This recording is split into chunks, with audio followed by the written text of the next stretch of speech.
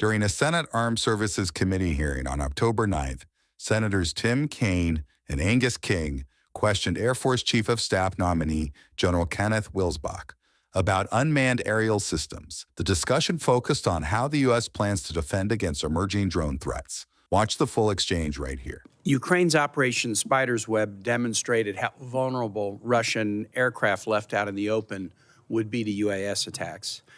The Army has been designated the executive agent for managing the counter-UAS operation within the department, but the Air Force obviously has a very vested interest in timely and effective solutions to this challenge.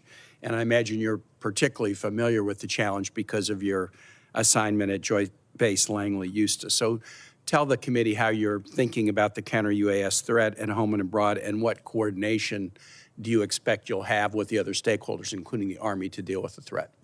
Yes, thank you, Senator. Great to see you again, and thanks for your time in the office the other day. So first thing, there's offensive counter-UAS, and then, there's offensive UAS, which you addressed, and then there's counter-UAS, so the defense side. And they're both things that we have to take on and improve our capability. Let's talk defense first. And you mentioned Langley, which happened in December of 23.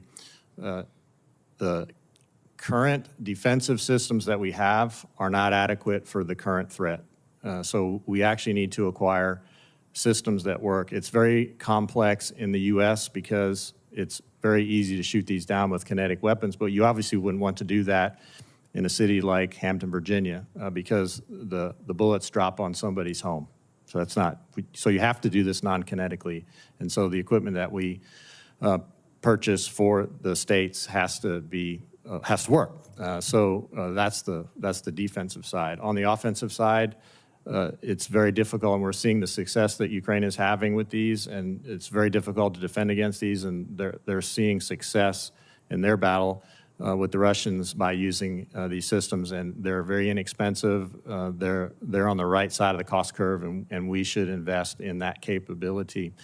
The Secretary of War has recently stood up Joint Interagency Task Force 401 that is helping all of the services to understand what is the best equipment to buy. Almost every company that I talk to has a deal they want to sell you a widget that'll do this.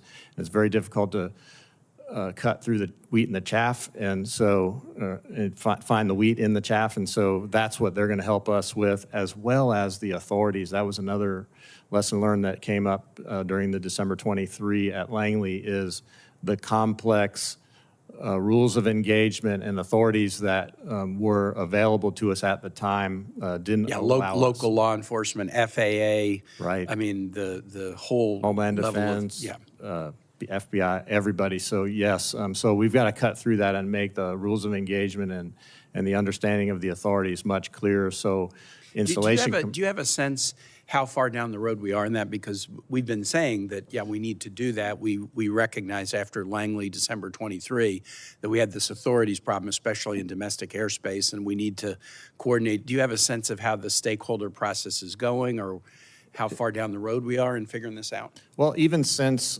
before JATA 401 stood up, we had moved, and there was additional authorities, and we had a lot more clarity even before that stood up. We still have some more work to do, and I feel very confident. It's an interagency process. All the stakeholders are in the meeting, and they're making good progress, and I'm confident we're going to get to a good spot in the near future. So my takeaways is we're making progress. We still have more to do, but also we do not have the platforms that we need to successfully defend against this threat now. So that's something that the committee has to pay attention to as we're thinking about, probably next year's NDAA and beyond. Cumbersomeness of our military procurement system. AI tells me that Ukraine is now producing 200,000 drones a month at an average price of $500. We don't have remotely that capacity here. And I believe we're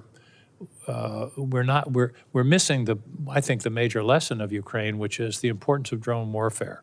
I would hope that this might be again a place of new emphasis, not only defensive, which you've mentioned, but also offensive. I find it astounding what the Ukrainians have been able to do. Think of that, 200,000 drones produced a month, average cost $500. We've got to have a major initiative in this area, in my view. Do you agree?